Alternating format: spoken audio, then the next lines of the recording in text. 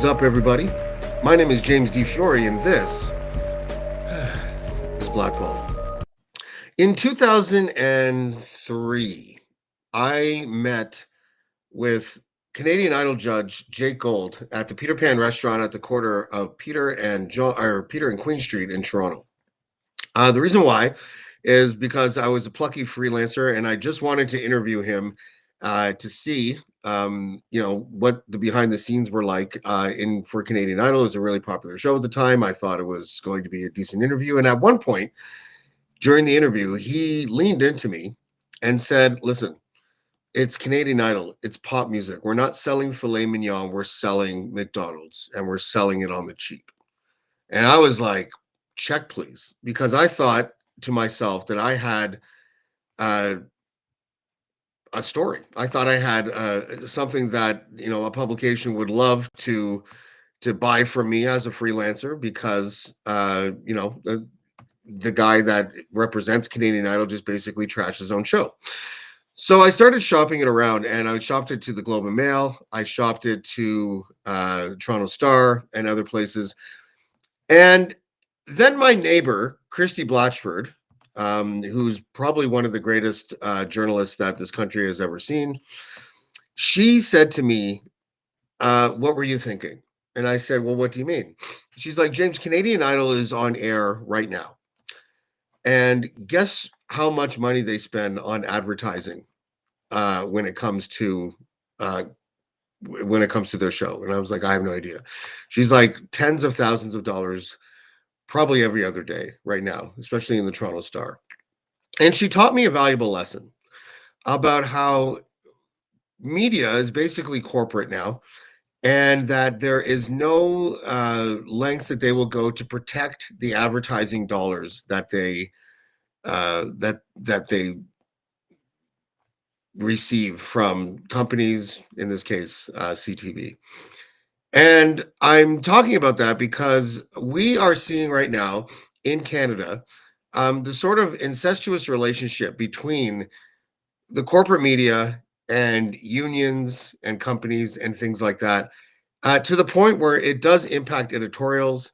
It impacts the way that the media covers stories, and it really does put an ideological bent on various stories that almost have nothing to do with ideology, but everything to do with dollars and cents. And here to help me unpack how this corporate media takeover works is the political dark arts specialist himself. His name is David Wallace. David, how are you, buddy?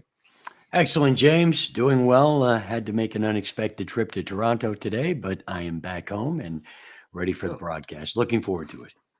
Um, we've been talking about the Alberta political situation for a while now, and how Carrie Tate of the Globe and Mail has basically reported on half a story. She's become what we see as the media arm of the PC Alberta Party, Athena Mentzelopoulos, and other interests other than the Alberta government. Now, I want to preface this by saying it is a journalist's job to hold power to account, to hold Absolutely. truth to power. Absolutely. But while doing so, you should be able to hold truth to not just power, but to sources, Mhm. but to subplotters, but to other people involved in the story and things like that. What are we seeing right now, as far as you can tell, regarding, especially when it comes to the private public dispute in healthcare in the province of Alberta, and how media outlets like the Globe and Mail are handling that conflict? Well, James, I mean, we have a situation right now. It's not a question of when, excuse me, if, it's a question of when a hybrid healthcare system is implemented in Alberta and Ontario. To some extent, it already has been implemented in Alberta and Ontario. We have a situation where um, unions unions stand to lose the most under this push. We have a situation where unions whose membership, the nurses, who will en masse most likely abandon their public healthcare jobs to work for these new private healthcare facilities. Why? because they'll make significantly more money and they won't have to deal with the horrible conditions, overflowing emergency rooms, and wiping dirty asses. So the unions stand to lose their tricks. Basically, they're not advocates for the workers anymore. They're their pimps. And these unions are the lifeblood of outfits like the Globe and Mail and outfits like the NDP.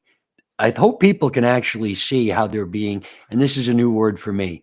A colleague brought it up to me, socially engineered into an outrage, because that's what's happening right now. And what's interesting about that is that it was just last month that Premier Smith's government reached and ratified a deal with the Alberta Union of Provincial Employees with a 4-year collective agreement for over 16,000 nursing care workers, Yes. which avoided a strike and also agreed to increase nurses' pay by 20% by 2028. So it's not like the government and these unions can't work together, but they never seem to get the credit. This is what bothers me about politics so much, is that everyone is so afraid to just tip your hat to the Yep. opposing party if they get a deal done. They're all negative Nancy's. They just focus, like Naheed Nenshi had nothing really good to say about that. He just complained about what wasn't in the bill, even though it was voted on. I think the voter turnout for that union was 77%, and it was voted in like overwhelming. It was like 97.4% or something like that. And they can't just get. There's no political ammunition in a deal being reached, right? Don't you think that and this is going to come off as naive to people, I think, that are, I think, living in the past when it comes to politics. But if you look towards young people or just people under 40, I think that they would look favorably on an opposition party that would give credit where it's due once in a while, just because nurses got to keep their jobs and get a pay raise. Like, well, if you can't see the positive outlook on something like that, it's strange. Anyways, but what's really interesting about that deal actually is that a lot of people didn't think it was going to get done. A lot of people thought that there was going to be a nursing strike. Yep. Right now, especially in places like Ontario, there are severe worries about the recruitment strategies of the public health system in being able to recruit viable nurses, because many people that belong to the Ontario Nurses Association are taking jobs, especially those who don't have seniority, are taking jobs in the private sector through nursing staffing agencies. They get paid more per hourly rate. It might not contribute to a pension or even to job stability, but a lot of these people are single moms and they need to get paid. They need to do a job that where they can live off whatever they're getting paid. Mhm. And if you ask the unions, it's causing a real crisis. But really, at the end of the day, they're not very good at negotiating long-term deals, and they haven't been able to come to grips with. And the older I get, the more I kind of understand where Canada really falls behind when it comes to our healthcare system. We do technically have a hybrid system, but the most successful systems in the world, healthcare systems, are all very robustly hybrid. Like, they're not just like lip service to a couple private clinics here and there. They are like, if you got the money and you want to pay for a specialist, you can jump the queue and pay, because that will actually alleviate some of the waiting times in the public system. And we have such an ideological bent that is anti anything private that I think we're shooting ourselves in the foot in this country. We are, and we see a lot of people whose daily bread depends on the perpetual funding of a failing or public healthcare system, fighting like mad right now and supporting these stories that are coming out. Um, let's take a look back to the very first story on the corrupt care angle that came out. There was a lot of allegations made. A lot of those allegations have been completely disproved. Um, we harped on about Lebanon for months and months and months. We absolutely whipped the Globe into submission. And instead of coming out with the story they originally wanted to come out with, They were forced, let's be quite honest, last week to come out with a puff piece that claimed that the CEO of MH Medical Care or Care Medical was up for sainthood. Apparently, he was delivering toys and like Santa Claus. My point being, I want to caution the public. Your emotions are being used against you right now. The same thing that is being said now was said in January and February, and we disproved those claims, and we'll disprove these ones because, as you're about to see, as we, uh, unpack this, there are a lot of competing interests, and this is a turf war. And I hope that by the end of tonight's broadcast, people can see very clearly where we're going. And we said it back then too, when we first started doing shows on this, that there's a sleight of hand taking place on behalf of Carrie Tate and the Globe and Mail when it comes to this Absolutely. issue. They're not motivated by, you know, the truth. They're motivated by anti-privatization. Yes. And a lot of that has to do with the fact that they get a lot of their advertising dollars from nurses unions. Bingo. And listen, I learned something today. It was very super interesting. So I was trying to look for articles that were kind of like pro Nurses Association from the Globe and Mail to see if there was any alignment or overlap with advertising purchases. And I stumbled upon articles like this. So this one just says, I am Ona with renewed fight. More than 1,000 nurses, healthcare professionals meet in Toronto for Ontario Nurses Association convention.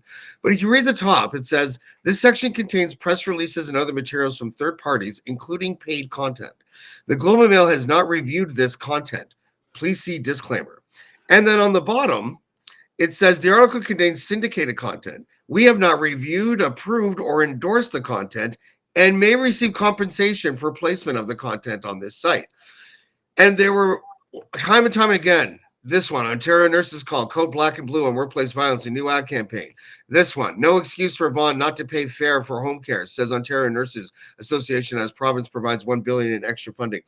And it went on like that. And I was like, this is, what am I looking at here, really? Now, I'm not saying that advertorials, which is, I believe, what they're called when an advertisement masquerades as an editorial, and like seniors can't tell the difference. They used to have remember the Toronto Star had the wraparound one Oh, they did. where it But literally, James, in truth, isn't the whole MH Care medical scandal that there isn't that a whole paid editorial?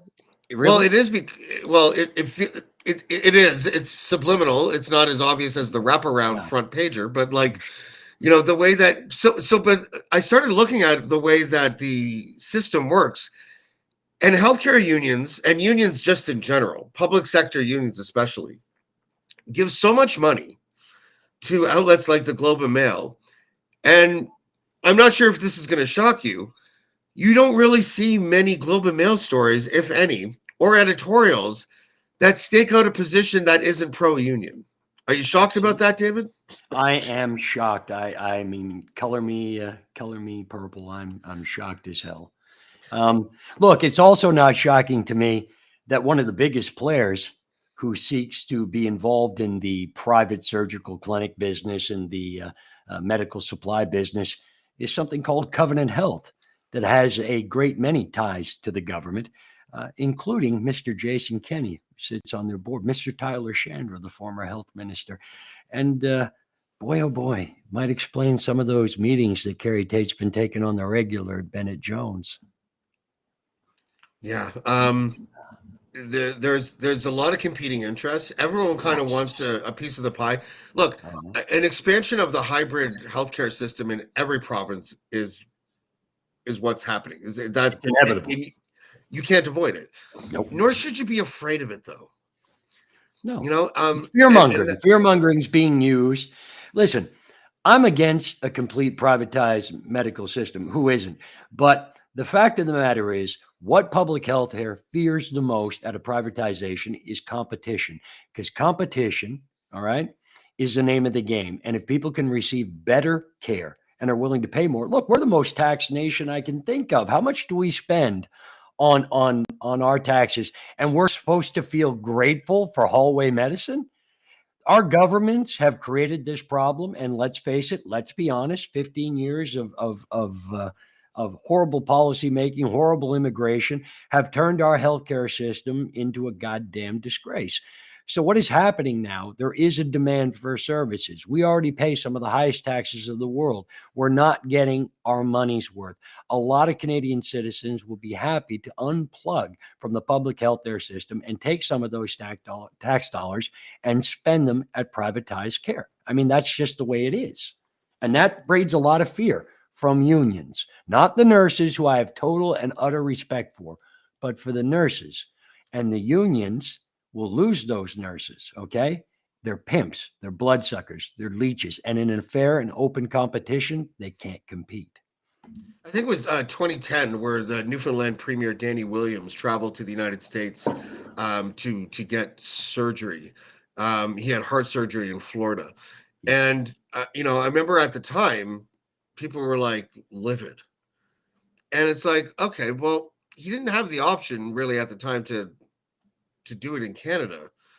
Wouldn't you rather have a healthcare system where if you have it, because it's not like heart surgery is elective or No, no, cosmetic. You know what I mean? no. Like, You'd and look at all almost the think it was. You'd almost think it yeah. was today. We have people dying in hallways simply because our health system is crumbling due to mismanagement. And I'm sorry, in a great deal due to the unions. Our healthcare system is falling apart, and we need an answer. And if our governments aren't there to fix it, well, then privatization might be the only outlet that we have to try to get our system back on track. Because I'll tell you, public health will pick up their game. They'll pick up their game because they'll need to compete or they'll be extinct. Plus, maybe we need a more robust mental health system to understand how that got with this, right? Oh yes, a shit, Mauji. I mean, sorry, a shift. Uh, yeah, I'm we've gonna been make doing a that lot of joke every things. episode. I can't like she's stunning, and he's decidedly not. Like I can't. Well, I'll tell you, James, some of the tips coming in the hotline, I'm going to start calling this guy P. Diddy or Puff Diddy Mauji, because some of the stuff he was doing in San Francisco, allegedly, with younger ladies, I didn't say young, but younger ladies, is a bit sideways. But Ashif, we haven't forgot about you. We have not forgot about you, your Zanul, your beautiful bride, and tell us and how you figure into this little scam, because we've been listening. And Glenn Wrestler, we've got yours, and Doug the Thug. Wiley, don't think it's getting away here. And the lieutenant governor, how many pins did you hand out in the skybox? Nenchi's backers, this community that he has leaned on, people like a Schiff who use charitable organizations to launder money as fronts. And we're going to prove it. And we're going to prove this union is involved up to their necks in funding Carrie Tate's stories for the Globe and Mail. That's why she keeps writing. We're going to beat this one to death too, Carrie. No Pulitzer this year. Sorry about that. Oh, they'll give her one anyways. Yeah, I seriously doubt they're going to give somebody when they're a defendant in a case for conspiracy. It's funny how they're sending. I don't know if the audience knows this or not, but they're sending journalists to sort of to photograph you and to approach you and stuff like that. Have at it. Why wouldn't Carrie Tate be the journalist to do that? Like why, Uh, like I know that you're not supposed to become the story when you're a journalist, but I mean, I wouldn't be, dude, if you were like talking shit about me and I was working at the Globe and Mail, I'd fucking for sure come to your door and put a I microphone in your walked right face. in the UCP AGM. There were a lot of people been talking shit about me for years. I walked right in their face, right here, and they cowered like little babies. So here's the problem. And by the way, gentlemen, any one of you want to take it up, you can come to my backyard next time. I'll fly you up. Don't worry about that, Holman. You need a few bucks? No worries, for old time's sake. I'll fly you up. But I'm going to stop mentioning that guy's name because at this point, look, he looked like a trembling old man at the end. He's punching down. I'm done. Um, but we got to get back to this here. We've got a story here that we're going to tear apart. All right. And I'm going to give you, for instance, James, I was at that AGM Thursday night and I'm sitting at a bar and in walks Jeffrey Raff, the lead counsel for the Alberta Prosperity Project. And he sits down and we start talking. And then at that moment, a fellow professional rat fucker walked in, somebody who's very talented. And I wasn't there for Jeffrey Raff, full disclosure. I was there surveilling my own people. But professional courtesy, you let a man do his business. So I had no responsibility for that, except buying the drinks, except steering the conversation. And my point being, you have a man who is very public, leading the Alberta Prosperity Project as their lawyer, spokesman, whatever the hell he is, sitting at a bar for over an hour, uttering the most misogynistic, uh, uh, anti, you name it, homophobic, the most hateful things. You want to see it? No, not again. But Oh, okay. that clip was forwarded to all the major journalists. And it's not like we're supposing, it's not he said, she said. Here's the raw footage. And not one single mainstream outlet picked up and ran with it. It's a story, wouldn't you think? In fact, through various channels, the Globe and Mail was provided with that footage. No mention. Nate Pike had it presented to him hundreds of times. He, in fact, refused to talk about it because they realize it takes steam away from their stories. And that is why Alberta is the most egregious and corrupt province when it comes to the media in Canada. Yes, even Because, Ontario's media is better. And that's saying something. Trust me, because Doug Ford here is like Al Capone. dude, if a guy who's he just received a standing ovation at the AGM. Yep. If you don't think that's a newsworthy story, then two things are happening. Either one, you have no instincts for journalism whatsoever, or two, you don't want to give Danielle Smith a win by giving someone else an L. Absolutely. And is this really about protecting trans kids, about protecting the LGBT community? If it is, like they virtue signal about day after day, well, right here, case in point, you've got a guy with significant influence and a growing influence, a man who's also looking to dethrone the government, who is spouting some of the most hateful rhetoric I have ever seen a public personality have the either absolute idiotic brain freeze to utter or just doesn't care. I think that's a story. It's clearly a story. Yeah, I don't know. I mean, if I don't, if Bonnie Crombie or someone, like maybe, I mean, they always have a little out, right? Like these journalists always have a way to explain their lack of action, and in this case, it would be, well, he's not the leader of a major party. It's like, dude, it doesn't matter. If I mean, if Preston Manning said it, you would be all over it, right? And he's not the leader of anything right now either. So it's like, No, but it doesn't help their cause. yeah. All right, David Wallace. We're going to do a few shows in the next few days, I'm assuming, and there's a lot more on tap. Oh, yes. The But tip line's thanks, been busy, James. And hey, Ontario Nurses Association, CFNU, Jason Kenny, Covenant Health, Carrie Tate. I see you. Tally ho. David Wallace. Thanks for joining us, man. Cheers.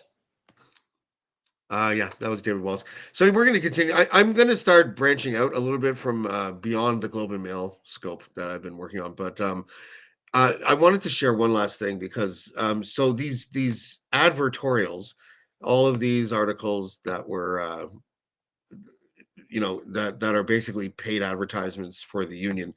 They come with this thing. If you read on the bottom, this article contains syndicated content. We have not reviewed, approved, or endorsed the content and may receive compensation for placement of the content on this site. For more information, please view the bar chart disclosure policy here. Bar chart is an American company, and they come up with the policies as a third party distributor and syndicator of certain content. Let's see. And they have, this is what their disclaimer regarding content says. Bar chart cannot and does not represent or warrant that any of the content available through the bar chart services is accurate, reliable, current, complete, or appropriate for your needs. Various content available through bar chart may be specially obtained by bar chart from professional businesses, organizations such as exchanges, news providers, market data providers, and other content providers like the New York Stock Exchange, etc., who are believed to be sources of reliable content, collectively the data providers. Nevertheless, Due to various factors, including the inherent possibility of human and mechanical error, the accuracy, completeness, timeliness, results obtained from use, and correct sequencing of content available through bar chart are not and cannot be guaranteed by bar chart. Now, just to sort of like translate that for you, I know that there's lawyers out there that would probably just wave away like, oh, yeah, that's just standard fine print. This is supposed to be journalism. And that disclaimer was put under an advertorial by a powerful union um, who have a staunch political position that is being echoed by one of the country's oldest and largest media companies. It shouldn't be accepted. This is all part of the corporatization of media. Media should be the one thing that is not impacted by that type of stuff, but they do it intentionally to mislead readers into thinking they're reading news when they're reading advertisements. So we're going to touch on more of that later